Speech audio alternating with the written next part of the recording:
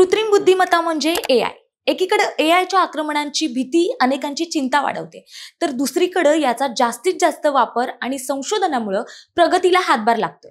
पुणे शहर पोलीस एआयचा वापर करण्यात स्मार्ट झालेत. गेल्या महिन्यात त्यांनी नियमभंग करणाऱ्या आणि बेशिस्त वाहन चालकांना चाप बसवण्यासाठी पुण्यातील फर्ग्युसन कॉलेज रस्त्यावर एआय कॅमेरे बसवलेत आणि आता एआय तंत्रज्ञानाच्या सहाय्याने पुण्यात आलेल्या वारकऱ्यांची संख्या मोजली आहे. नमस्कार, मी प्राची शिरकर. आपण पाहत आहात प्रहार न्यूज लाईन.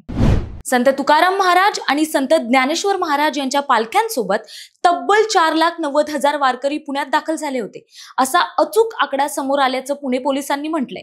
विशेष म्हणजे प्रथमच यंदाच्या वारीत हे अत्याधुनिक तंत्रज्ञान वापरलंय. पांढरे शुभ्र कपडे, कपाळावर गोपीचंदनाचा टिळा, गळ्यात तुळशी माळ, टाळ आणि हातात भागवत धर्माची म्हणजेच वारकरी संप्रदायाची भगवी पताका. महाराष्ट्रातील पंढरपूरची वारी आता अनेकांच्या संशोधनाचा, शिस्तीचा आणि पीएचडीचा विषय बनलीये.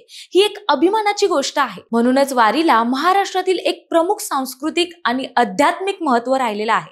दरवर्षी आळंदी, देहू येथून लाखोंच्या संख्येने वारकरी पायी दिंडीत सहभागी होतात. मात्र नेमके किती वारकरी सहभागी होतात याची अचूक माहिती मिळत नाही. यंदा पहिल्यांदा वारकऱ्यांची संख्या अचूकपणे मोजण्यासाठी पुणे पोलिसांनी एआय तंत्रज्ञान वापरले. एआय प्रणालीचे यंत्र शहरात दोन्ही पालख्या दाखल होण्याच्या आणि शहरातून बाहेर जाण्याच्या मार्गावर बसवण्यात आले होते. याच्या सहाय्याने गर्दीचे योग्य व्यवस्थापन, संख्येचे विश्लेषण आणि वाहतुकीचं अचूक नियोजन केलं.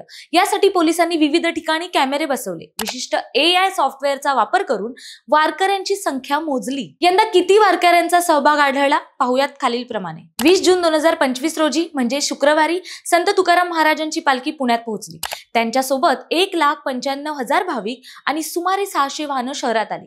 याच दिवशी संत ज्ञानेश्वर महाराज पालखी ही पुण्यात दाखल झाली. त्यांच्यासोबत तब्बल 2,95,000 वारकरी आणि 2,000 वाहनं पुण्यात दाखल झाली. म्हणजे दोन्ही पालख्या मिळून 4,90,000 वारकरी या सोहळ्यात सहभागी झाले होते. वारीच्या पुढील टप्प्यावर खानपान व मुक्कामाची व्यवस्था करण्यासाठी काही वारकरी ट्रक, टेम्पो आणि अन्य वाहनांसह पालखीच्या आधी निघतात.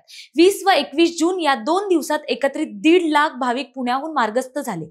तर 22 जूनला दोन्ही पालख्या शहरातून प्रस्थान करत असताना 2,80,000 वारकरी पुण्यातून बाहेर पडले. त्यांच्यासोबत 1,800 वाहने होती. तुम्हाला ही माहिती कशी वाटली हे कमेंट्स मध्ये नक्की कळवा आणि अशाच नवनवीन व्हिडिओ पाहण्यासाठी प्रहार न्यूज लाईन चॅनलला लाईक, शेअर आणि सबस्क्राईब करायला विसरू नका. धन्यवाद.